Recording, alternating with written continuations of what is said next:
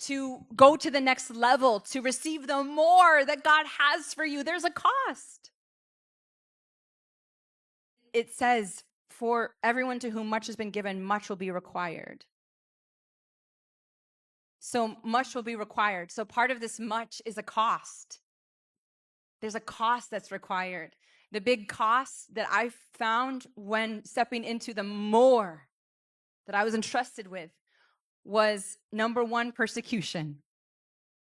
And that happens because the enemy is angry at the more that God is doing through you. So he finds people to try to stop you, slow you down, or at least get to you, try to get to your heart, take your peace.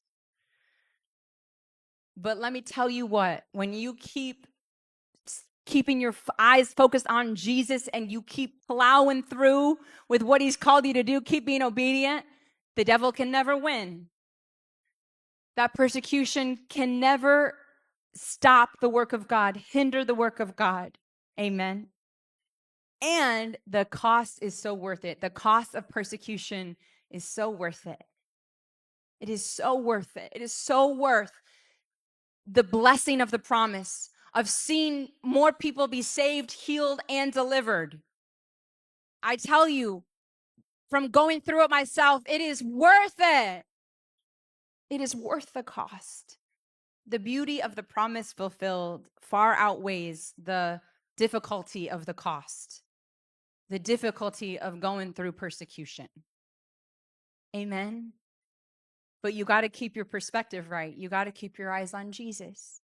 This has given me great perspective of God's perfect seasons. Like, the longer the waiting, the more hungry you're going to be. So when the promise finally came, it was at a peak of hunger. I mean, I had been so hungry and waiting for 4.5 years. And then the promise came, and I was filled with so much joy.